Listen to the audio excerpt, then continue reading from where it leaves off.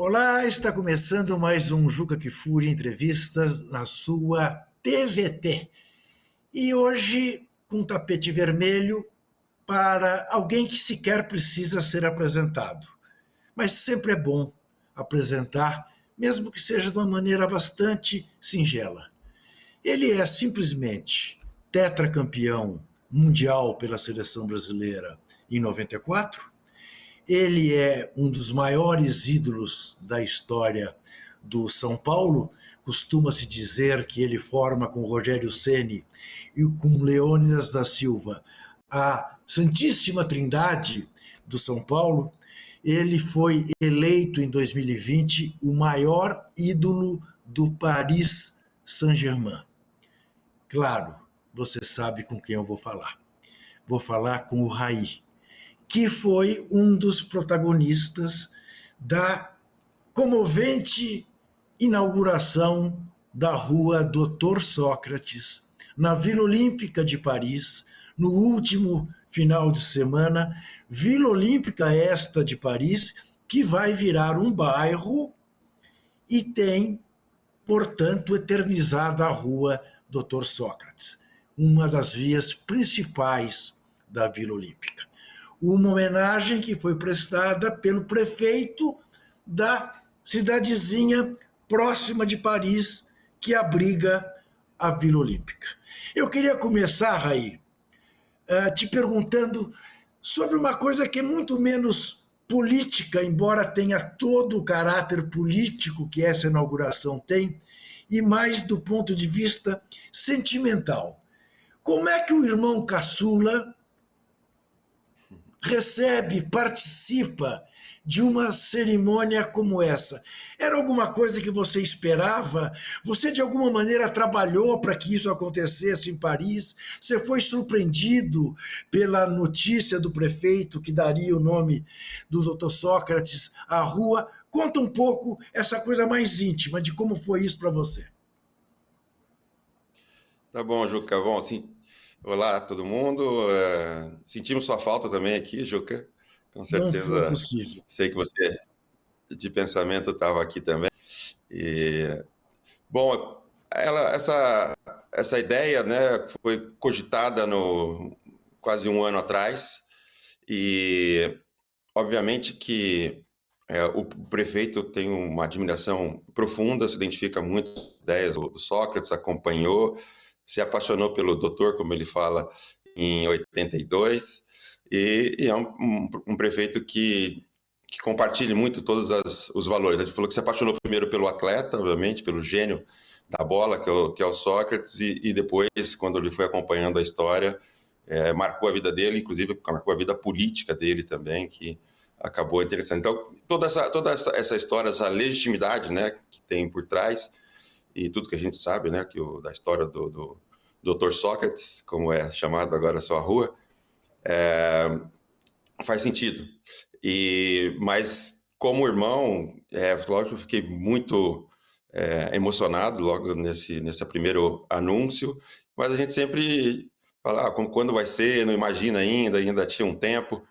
E pouco tempo depois, ele também anunciou que além da rua ia ter um painel gigante, né, como foi feito, lindo, do Dr. Sócrates, está aí bem na divisa das duas cidades, então já pegando o lugar maior visibilidade de Paris.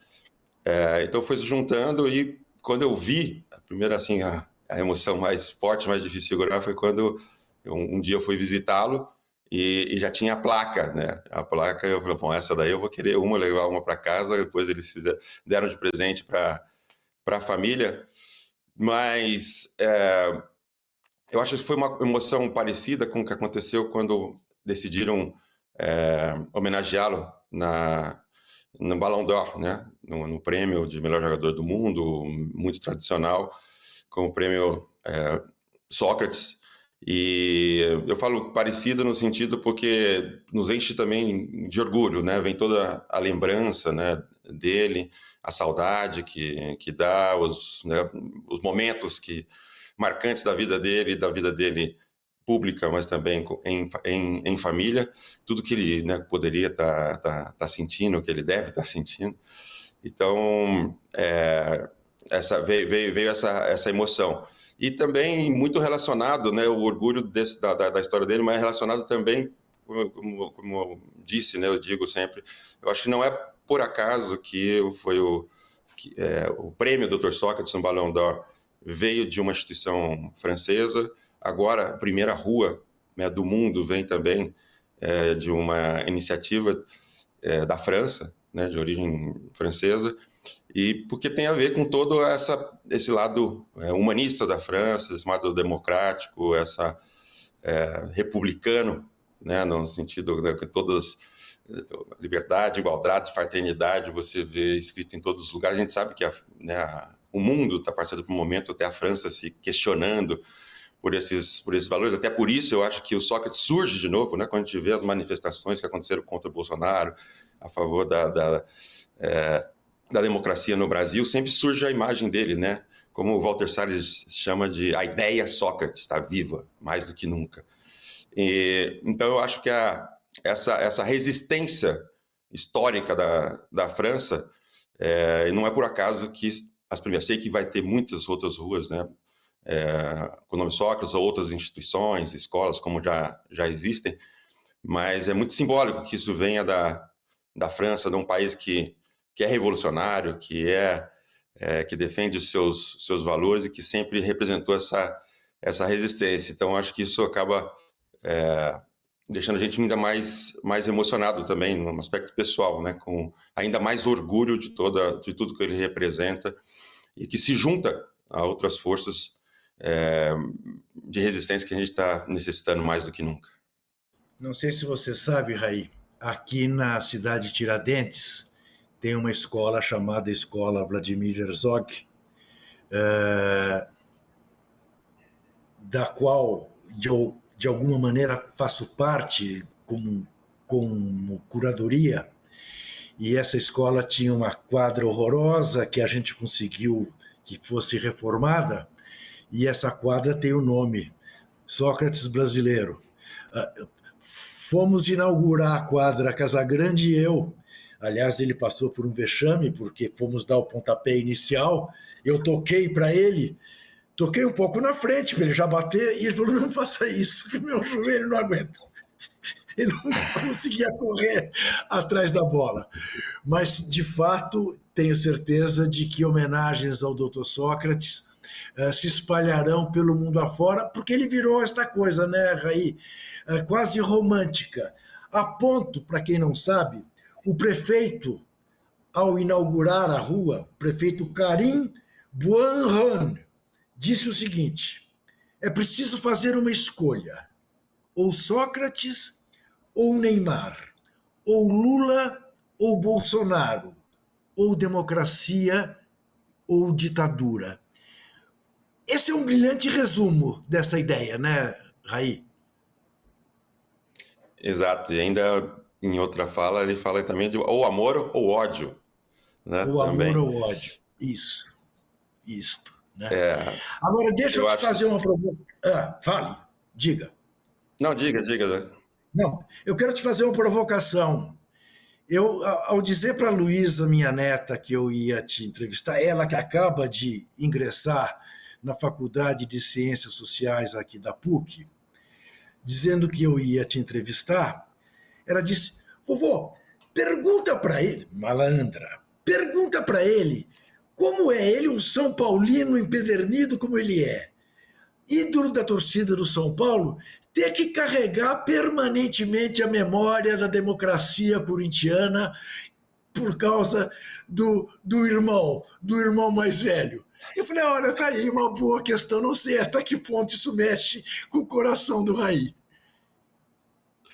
Bora, é uma situação. A gente tem muito orgulho de toda a história dele e da democracia corintiana, né? Não tem como negar. A corintiana é conhecida no mundo inteiro, já registrada, documentada, e que a gente ouve falar sempre, né? E representa, se mistura com a história do Sócrates e com o representante da família. Mas você perguntou até, né, acho que a minha presença aqui, acho que pode até ajudar a responder a sua neta, né? As pessoas percebem, né, o orgulho que eu tenho, que eu trabalho também por tudo que eu posso fazer a favor desse legado tão importante e que venha acoplado à democracia corintiana, não necessariamente o Corinthians, né? Só, mas parte da história do Corinthians. Mas não é uma coisa que me incomoda. Eu acho que as pessoas percebem, né, o orgulho que eu tenho, mas ao mesmo tempo, e sinceramente, né, mesmo quando o Sócrates jogou lá, realmente eu não sei por quê, porque meus outros irmãos, quando o Sócrates foi pro Corinthians, a maior parte deles viram corintianos, quando eu estava jogando, o Sócrates parou, viraram São Paulinos. Tem filhos do Sócrates, né, que já responderam muito essa pergunta, né, o Rodrigo, o Gustavo, Marcelo, os 3 primeiros são São Paulinos. Então a minha vingança foi grande também, né? Na final de 91, aquela que você lembra, que eu marquei 3 gols, estavam lá o Gustavo, o Rodrigo e o Marcelo estavam no estádio, entraram comigo de mascotes. Então a minha vingança, talvez por motivos talvez por motivos tão nobres. Eu jamais vou perdoá-los por isso. Olha aqui, não sei se você está notando, deixa eu ver. Está vendo aqui, ó? Ganhar ou perder, mas sim. sempre com democracia. Doutor Sócrates. E olha, eu vou por ele aqui para acompanhar a nossa entrevista. Ele vai conversar com a gente durante a entrevista. Isso. Está aqui o doutor. Olha aqui. Eu queria ainda continuar nessa coisa mais pessoal no seguinte. O Raí, porque, claro, você é um dos símbolos, né, da continuação da luta do atleta, do esportista brasileiro por democracia. Né? Não só em organismos de atletas, em organismos de atletas pela democracia, como você jamais se furtou a se posicionar. Agora, ao fazer 60 anos da ditadura, da implantação da ditadura, do golpe militar, apenas 3 clubes brasileiros, Raí, se manifestaram pela democracia. O Bahia, o Internacional de Porto Alegre e o Vasco. O Vasco, inclusive, lembrando Aldir Blanc, que foi um grande vascaíno e que fez o famoso hino da anistia, né, assim chamado, né, caía à tarde feito um viaduto. Bom,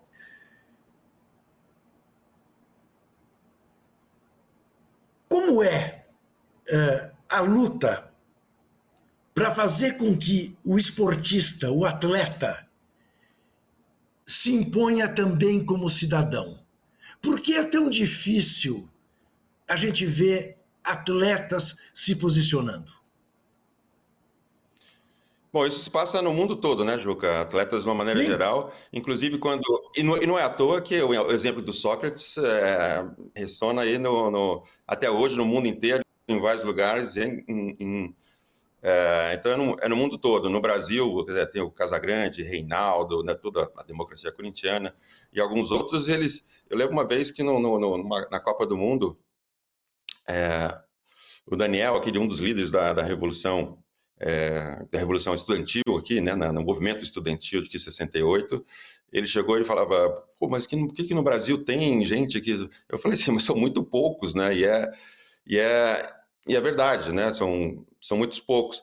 E eu acho assim, eu nasci em 65, então eu nasci já na ditadura, quando estava ficando mais consciente, e obviamente que em casa a coisa, né, ajudou a entender tudo que estava se passando. Mas eu acho que a questão passa por aí também, né? A questão de, quando eu falo da influência da minha família, do Sócrates, né, também, na minha formação como cidadão, isso é uma coisa que pode acontecer também, que deve acontecer nos clubes. E está mais vivo do que nunca, né, Juca? Eu comentei aqui até com o Freixo, né, que está no momento de falar da Marielle e tal. Quando você fala tudo que se passa no Rio de Janeiro, mas não é só no Rio, é no Brasil todo, o que se passou, né, os 4 anos de Bolsonaro, a tentativa de golpe, eu acho que a coisa está muito evidente, né, do perigo, que estávamos à porta de um golpe, E quando você vê isso, e isso está no dia a dia, né? Quando a gente fala, quando eu citei da Marielle por causa da milícia, né? A milícia que tem os currais eleitorais que também apoiam esse tipo de ideia, né? Dessa coisa, né? Que é uma possível volta a uma ditadura, a um regime repressor. Então as pessoas acho que não têm ideia. Acho que os jogadores, com certeza, os atletas de uma maneira geral, não têm ideia às vezes do que foi. E como você falou, né? Poucos clubes falaram, né? O próprio governo não se manifestou de uma maneira contundente. Foi mais de pessoas, iniciativa de pessoas. Eu acho que por isso que ganhou até esse impacto, né? A questão do Sócrates. Eu até comentei com você, né? Falando, pô, vai ser um mini Anhangabaú. Eu nem pensava que o prefeito fosse puxar tanto por esse lado, mas acabou coincidindo, né, a data, na véspera dos 60 anos do golpe militar.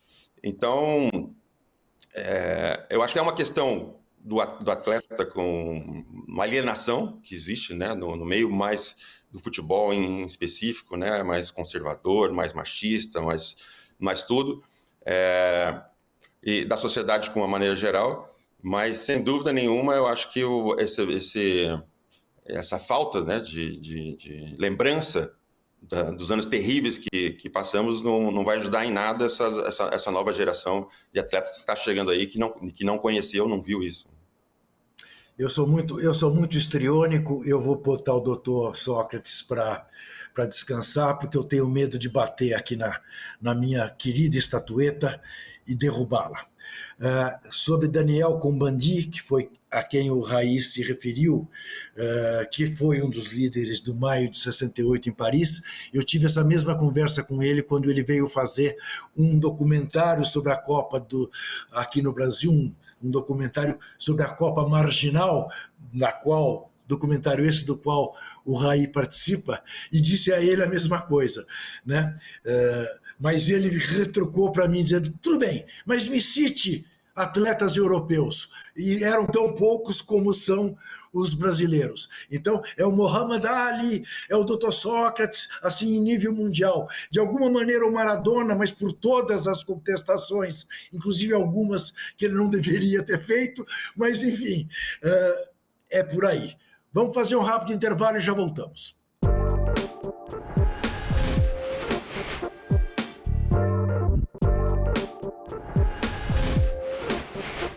Eu converso com o Monsieur Raí, o maior ídolo da história do Paris Saint-Germain, o Raí, ídolo do São Paulo Futebol Clube, o Raí, campeão mundial pela seleção brasileira em 1994 nos Estados Unidos. E eu queria ficar um pouco na figura do seu Raimundo, de quem eu tenho enorme saudade, imagino a sua saudade. O seu Raimundo, pai do Dr. Sócrates, pai do Raí, 2 vezes me fez telefonemas assim que me foram um muito útil e o outro premonitório. O muito útil, quando a revista Placar, que eu dirigia, denunciou a existência da máfia da loteria esportiva, foi um escândalo no Brasil, isso foi em 1982, outubro de 82, eu fui chamado a dar entrevista em tudo quanto era lugar. E num desses lugares, na TV Cultura, eu dei uma entrevista e quem me entrevistava perguntou, eram 125 nomes denunciados, e um repórter me perguntou, você admite a possibilidade de haver um engano? Eu disse, olha, sempre é possível haver um engano. Se houver, a gente corrige. Eu acho improbabilíssimo, porque nós tomamos todos os cuidados, a gente tem no mínimo 3 depoimentos em torno de cada um desses nomes. Eu cheguei em casa, minha mulher me disse, o seu Raimundo te ligou, pede para você ligar para ele. Eu liguei para ele em Ribeirão Preto. Ele me disse, Juca, meu filho, nunca mais diga que é possível que haja um erro. Mas se o Raimundo é possível... Juca, mesmo que seja possível, se aparecer o erro, corrija. Mas não diga que é possível que haja um erro. Porque quem diz que é possível que haja um erro, admite que possa haver 10, ou 100, ou 125. E aquilo ficou calado, assim, para o resto da minha vida, na minha profissão. E o outro foi que um dia, lá em Ribeirão Preto, ele me disse: o Raí é melhor que o Sócrates. Eu falei: seu Raimundo, para com isso. Vai ter 2 gênios em casa do futebol. Aí o Raí veio fazer o primeiro jogo dele pelo Botinha, Botafogo de Ribeirão Preto, aqui no Pacaembu, contra o Corinthians. Você fez 2 gols, Raí? 3. 3. Eu cheguei em casa do jogo, a minha mulher me disse: seu Raimundo te ligou. Eu falei: imagina que seja. Liguei para ele. Ele dava gargalhadas. Eu te avisei que o moleque era melhor que o irmão. Que figura, não? Em que medida, o Raí, ele tem influência no que foi o Magro, no que é você? Bom, a influência é gigante. Eu vou dar o exemplo, pegando o gancho aqui da rua do Dr. Sócrates. Ele colocou o nome do filho Sócrates, Juca. Ele morava em Igarapé-Açu, no interior de Belém do Pará. Não tinha nenhum diploma ainda universitário. É autodidata. E morava no interior do Pará, numa cidadezinha de 3, 4 mil habitantes. Os 3 primeiros filhos foram Sócrates, Sóstenes e Sófocles. Você imagina o que representa isso para a família, para a cidade, para quem cruzava com ele, o quanto isso é provocador, né? Assim como ele te provocou, às vezes ele erra, mas a maior parte das vezes ele acerta, mas a provocação fica e mexe, né? E mexe com a gente, mexe com os neurônios, como eu gosto de falar, assim, quando eu faço algum exercício, eu gosto de coisas que provoquem meus neurônios. E o doutor Raimundo, o doutor Seu Raimundo, que também foi doutor depois, era ele instigava, né? Instigava isso. E eu acho que o nome, se fosse Rua Doutor, um outro nome muito mais comum, não teria tão o mesmo impacto. O líder da democracia corintiana chama Sócrates, é uma coisa que é... Então já é um visionário, como você disse. Eu lembro quando eu estava, para ter uma ideia, uma vez eu tinha... Vou contar uma história engraçada e a outra muito relevante. Uma que ele é preocupado com os filhos e tal, 6 filhos, eu era o último, então, e ele trabalhando que nem um louco para bancar os filhos. E aí 2 vezes ele me parou no corredor, uma delas em dias diferentes. Uma delas eu era distraído, não sei o quê, não era tanta facilidade na escola como outros irmãos, mas também não era o pior de todos. Tem o Sóstenes que me salvava, que ele falava que o Sóstenes era comunista, que só tinha nota vermelha, comunista. E aí ele falou assim, e parou e falou assim, canta aí. Aí, ele queria saber se eu tinha algum outro talento que se não desse certo a escola, a universidade, né? Canta aí. Pô, ainda bem que eu já não escutei muito ele. Mas um outro dia ele me parou e ele falou para mim, já devia ter também, não mais que 15 anos, ele falou assim, você sabe o que é cultura? O que quer dizer cultura? No sentido, imagina, um moleque de 15 anos escutar isso do pai. Eu tentei, não lembro nem minha resposta, e ele, né, com toda a sua sabedoria, ele devia estar lá. Ele teve a época do Freud, dos gregos, de querer aprender inglês até. E naquela época, acho que ele estava se aprofundando no tema cultura. Então, é um provocador. Então, o seu Raimundo, né, além do exemplo, né, de ética, de postura, e ser um maior exemplo, ele com 6 filhos, depois de 50 anos, ele foi a única frustração era não. Então ele fez 3 universidades, né, o Direito, Ciências Contábeis, que era ligada à área dele, e Economia. Então essa era a nossa referência, mas mais do que isso, era um provocador. Então cito alguns exemplos, que são os nomes dos filhos, e obviamente que isso tudo teve um impacto gigante na nossa vida. Assim que a dona Guiomar, que formava uma dupla de ataque aí, de pais. Dona Guiomar também é outra figura.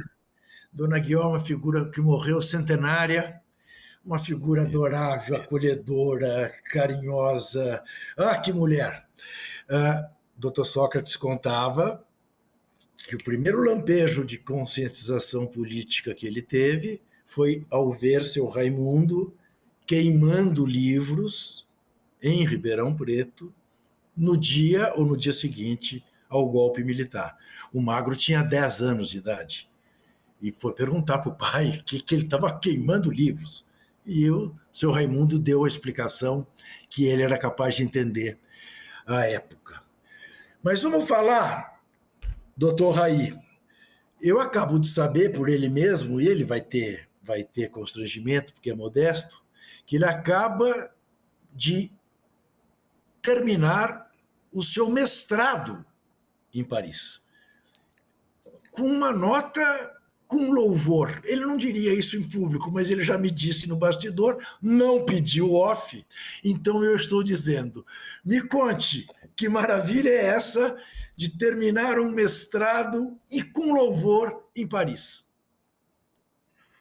Bom, é uma das maiores universidades aqui de ciências políticas, chama Sciences Po, e um curso que eu já estava querendo fazer já há algum tempo, né, que é naquele sentido de provocar os neurônios, e muito embasado. A Fundação Gould de Letra faz 25 anos esse ano, contando isso porque também é uma marca simbólica, 25 anos.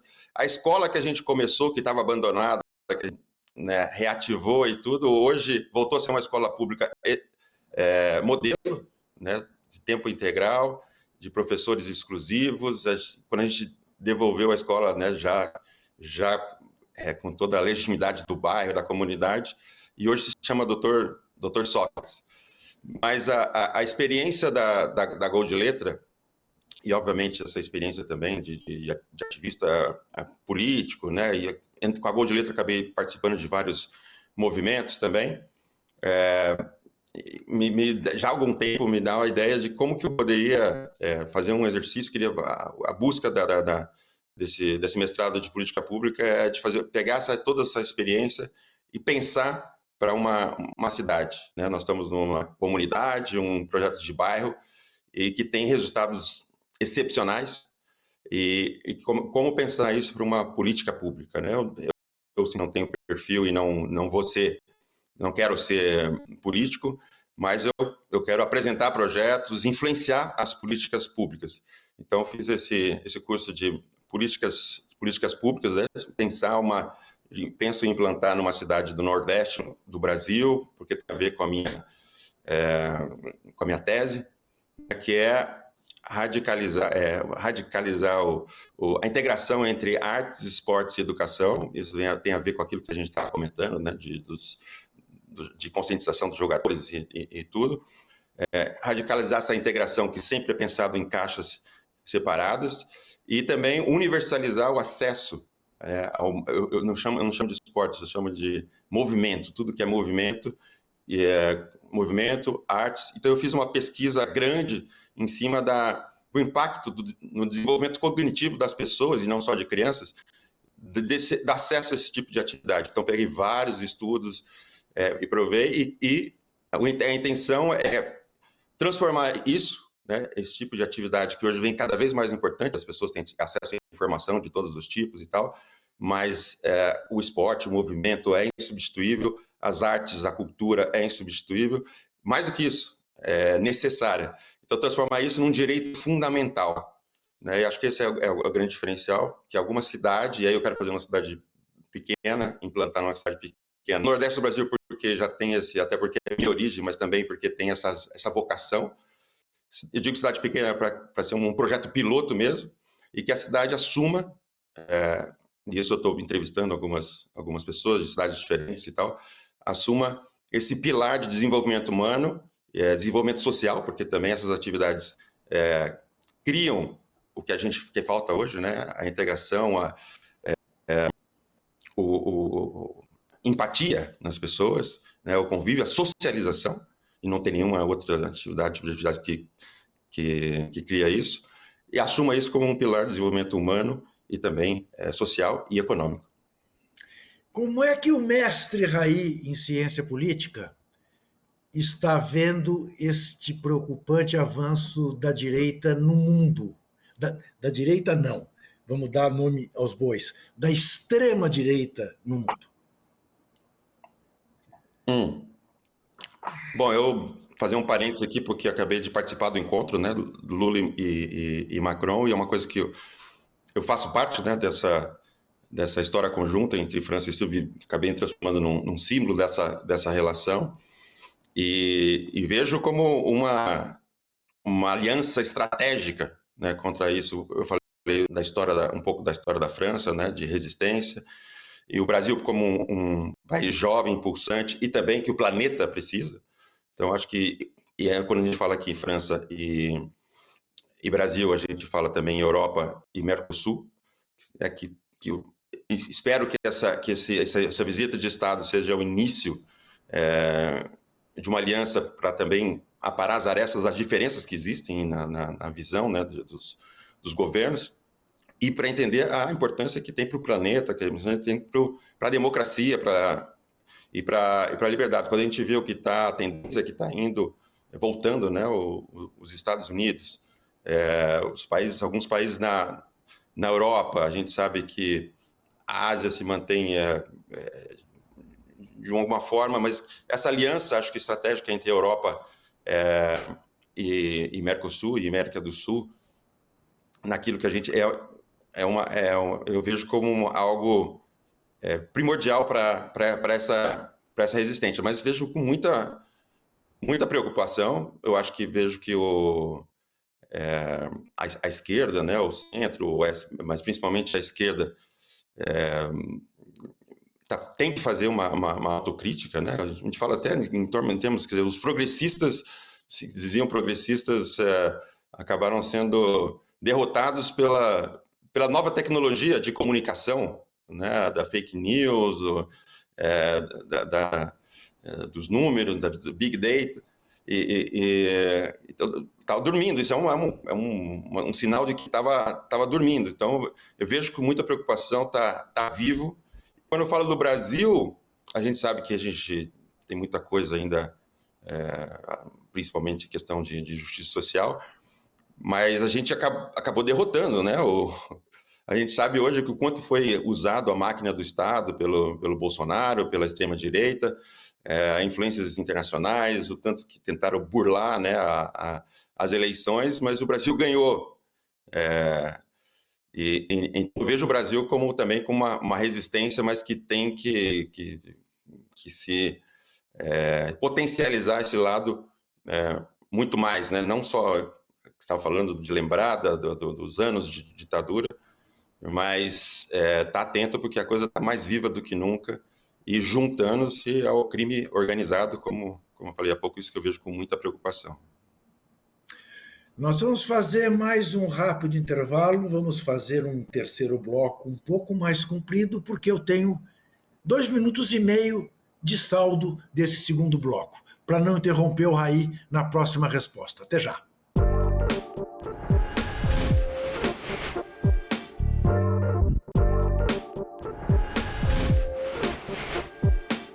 Converso com o Raí e quero saber dele, que participou do processo de transição de um governo para o outro, na área de esportes, como é que ele recebeu a notícia da queda da ministra Ana Moser?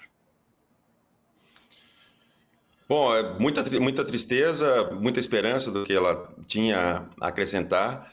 Já venho conversando com ela nos últimos tempos, ela vai continuar sendo a guerreira, vai continuar participando de fora, já estamos com vários planos em conjunto e propostas e que a gente vai estar militando. Mas uma pena que seja do lado de fora, ela podia fazer uma grande revolução por dentro, principalmente na parte esportiva, educação e tudo que a gente falou aqui também um pouco nos outros blocos. Mas é uma preocupação também, até com a questão da estabilidade política do país, né, Juca? A gente sabe que, muito longe de ter sido uma vontade do Lula, por mais que a gente não queira, às vezes não perdoe, ou não queria, o meio esportivo, que principalmente quem se identifica com as ideias da Ana Moser, tem dificuldade até de aceitar, né? Mas a gente sabe que isso mostra o quanto frágil está a nossa democracia, o quanto frágil está o lado progressista do Brasil no próprio governo.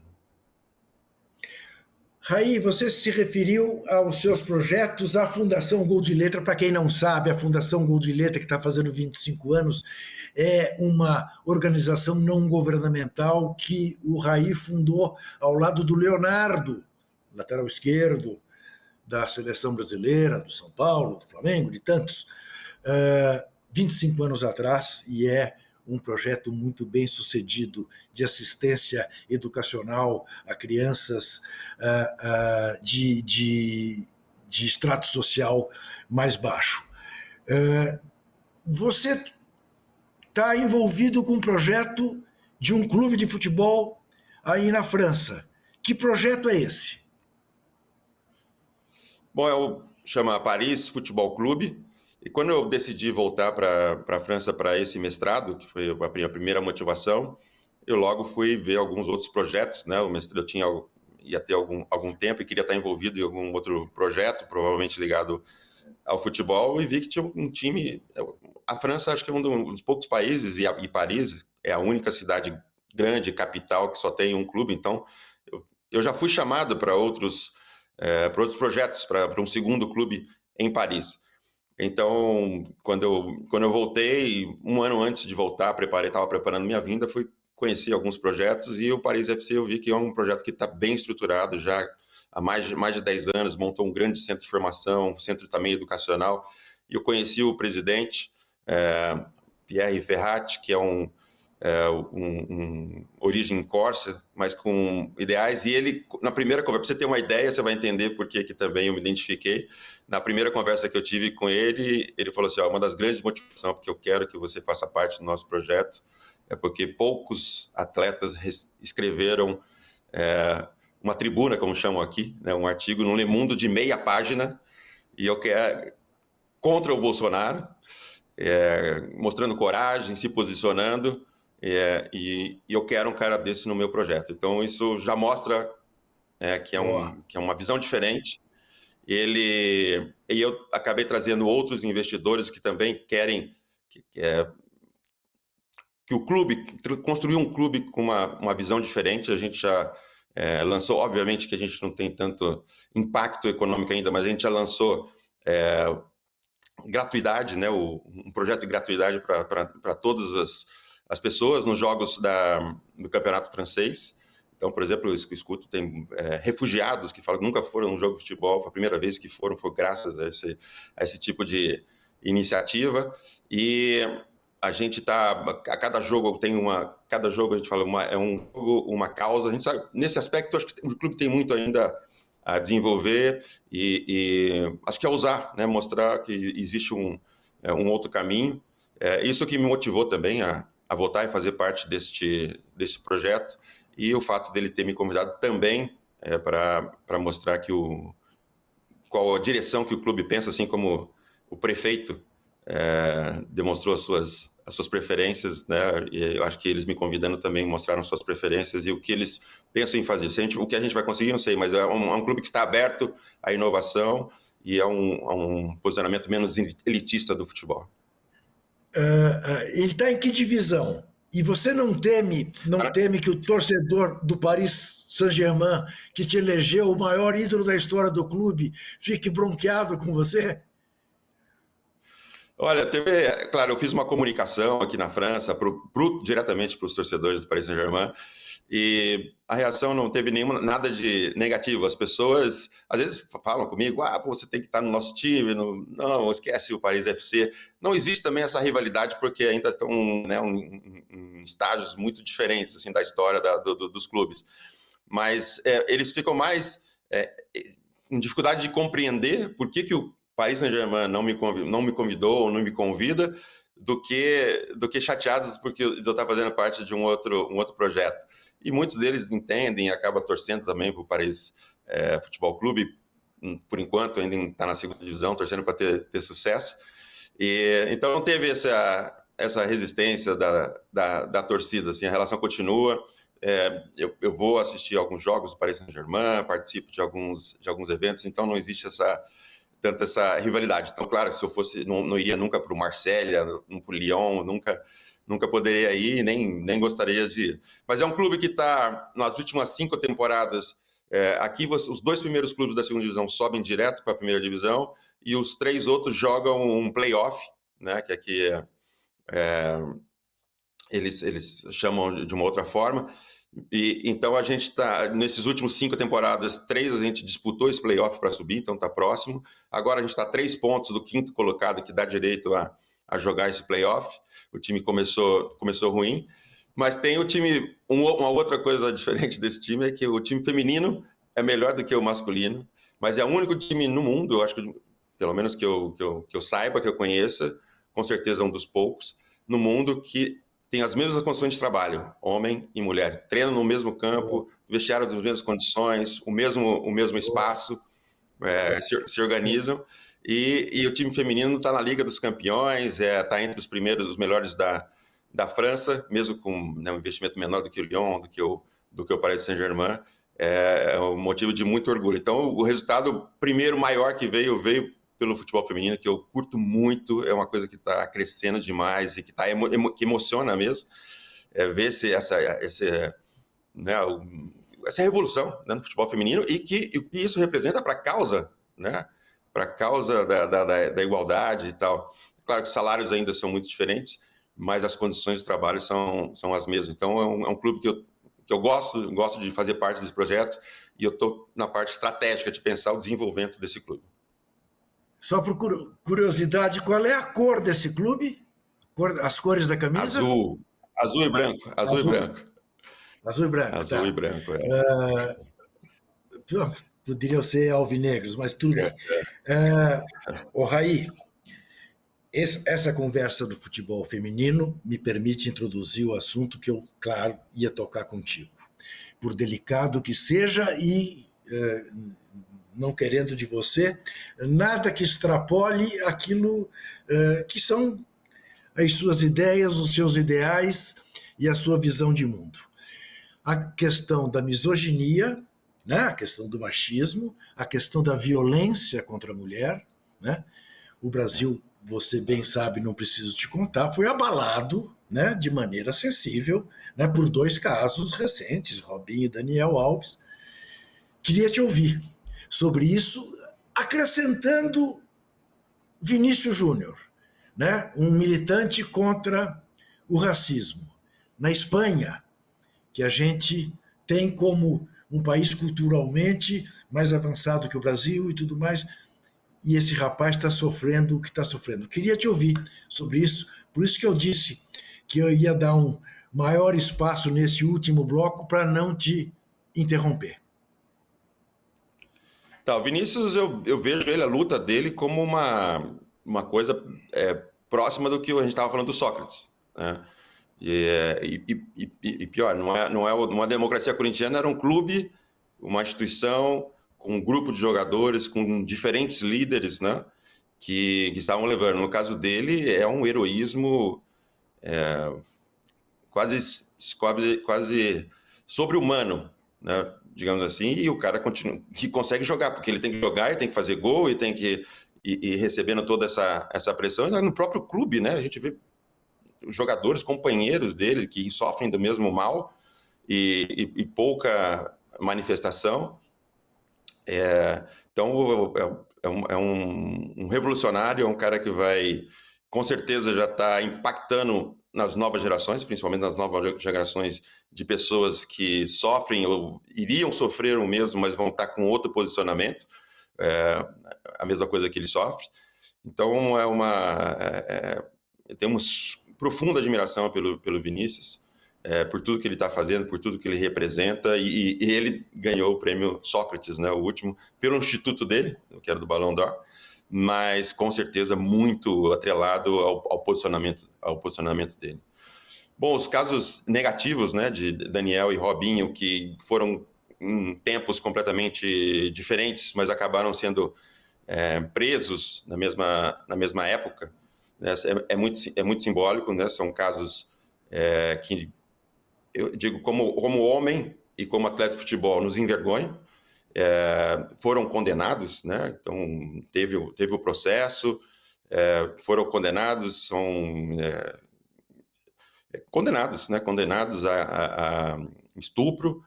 Então, isso e falando agora, como a gente sabe que isso é um mal da sociedade como um todo, são casos exemplares, né? E que, pela visibilidade que tem, espero que sirvam também de exemplos para a causa em geral. E o que a gente pode fazer como homem e também como representante representante do futebol, que a gente fala, um meio que tem muita misoginia, que tem muito abuso, machismo, a gente sabe que existe, que essa classe, né, de homem e futebol, o mínimo que a gente pode fazer, depois desses casos, é comprar essa causa. Como fazer? É uma coisa que eu também estou pensando, já conversei com amigos, com o meu clube, mas de uma forma ativa, quero também participar de alguma forma para que haja ou pelo menos, a gente sabe que é um problema profundo, né, em toda a sociedade, no mundo todo, mas que haja pelo menos um avanço. Um avanço e esses casos comprovam, né, que a coisa é gravíssima. Foram condenados com julgamento e com razão, e que essas penas, né, que são exemplares, sirvam de exemplos para o mundo, infelizmente. Nesta quinta-feira pela manhã, recebi de Raí um apelo para que fizesse uma complementação da resposta dele sobre os casos de Daniel Alves e de Robinho. Está aí. Bom dia, Juca. Gravamos nossa entrevista ontem, como eu acho que não foi ainda para o ar, gostaria de mandar um complemento para uma das respostas, que se trata de um assunto bastante sério, bastante grave. Quando eu falo dos casos do Daniel Alves e do Robinho, eu me dei conta que cometi um sacrilégio de não ter falado o necessário, falado pouco ou quase nada sobre as vítimas. Sei que nunca falaremos o suficiente sobre as vítimas, mas eu gostaria mesmo assim de complementar a minha resposta. Falamos do estupro, do julgamento, mas essas meninas, essas garotas foram violentadas, assim como as mulheres são violentadas diariamente. A gente sabe os milhares e milhares de casos que acontecem. Quando eu digo violentadas, são violentadas em seus direitos, violentadas no seu corpo, na sua moral, na sua autoestima. E isso acontece na sociedade diariamente. E sem dúvida, todos nós, homens, somos cúmplices, de uma maneira ou de outra, desta triste realidade. E todos nós, homens, temos muito ainda que aprender, que mudar no nosso comportamento, para que a gente pense numa nova realidade quando se trata de violência contra a mulher. Ô Raí, o que dizer, o que o mestre em ciência política, Raí, tem a dizer para um pobre jornalista que, por ter feito ciências sociais, um belo dia se viu na posição de indicar livros para um jovem médico que estava chegando ao Corinthians em 79 e era muito curioso e muito obstinado em aprender, em ler e fazer, e que foi surpreendendo esse jornalista, porque, sei lá, eu indicava 5 livros, 10 dias depois ele me procurava e dizia, manda mais, me indique mais. Eu falava, Magro, mas você leu? Ele falou, claro que eu li. E eu comecei a ver que ele não apenas tinha lido, como tinha aproveitado melhor do que eu. Me fazia perguntas que eu nem sempre sabia responder. Bom, e aí vejo o Pivete, como ele te chamava, virar mestre em ciência política, coisa que eu comecei a fazer e a minha carreira de jornalista impediu que eu continuasse, que, portanto, me faz ter profunda inveja de você. Eu me coloco na posição de aluno. O que você tem a me dizer como minhas próximas tarefas nos próximos 5 anos? Bom, para você que os próximos. Bom, você, Juca, bom, como dentro da sua profissão, você tem uma atuação e posicionamento e nunca se negou a se posicionar, que tem um impacto político gigantesco, né? Eu lembro lá no primeiro mandato do Lula, né, quando se formou, até a gente se reuniu com um grupo para ajudar a pensar a questão já do esporte e tudo, que eu tentei te convencer pô, aceita ser ministro? Não, eu sou jornalista e tal. E, mas você cumpre com sobra, né, o teu papel de cientista político e principalmente de cidadão e de ativista. Mas a pergunta é o que eu sugeriria para você nos próximos 5 anos, Ué, porque além de agora eu sou discípulo.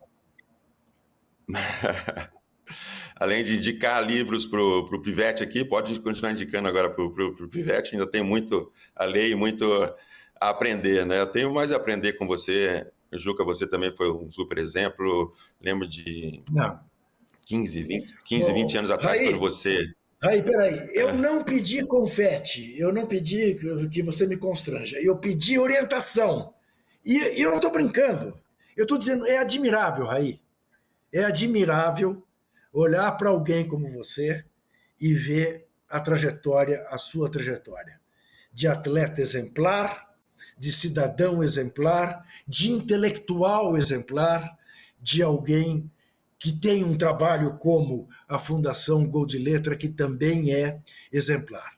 E aí, para interromper qualquer confete, eu quero saber do seguinte: você aí em Paris, nós não vamos te perder por aqui, né?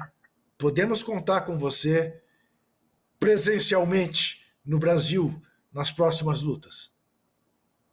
Com certeza, com certeza. O que eu estudei aqui, todos os projetos aqui, eu quero contribuir com o Brasil. Como na visita de Estado, né? Voltei correndo, já tinha acabado de chegar do Brasil, voltei correndo, porque por acreditar nessa aliança, como eu disse, e se eu posso uma sugestão para você, quem sabe quando eu for implantar o meu projeto que eu fiz aqui no meu mestrado de Ciências Políticas, que você ajude, né, no conceito, como pensador, como alguém que ama o esporte e acredita no esporte como algo revolucionário também, que participe dessa aventura comigo também, uma outra aventura logo, logo. Pode contar.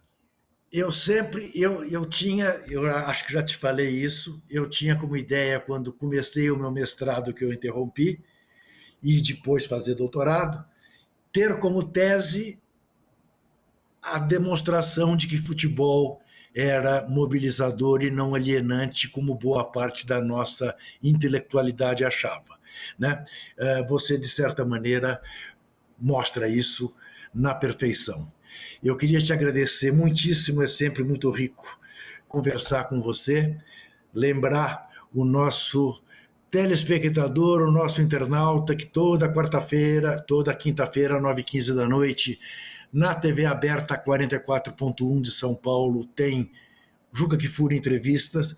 No YouTube a qualquer hora, de qualquer dia, de qualquer lugar do mundo. Na TVE da Bahia, todas as terças-feiras à noite. Na TV Quirimurê, em toda a região soteropolitana. Nós conversamos com esse cidadão exemplar chamado Raí. Lembrando, confiar e fiscalizar sempre.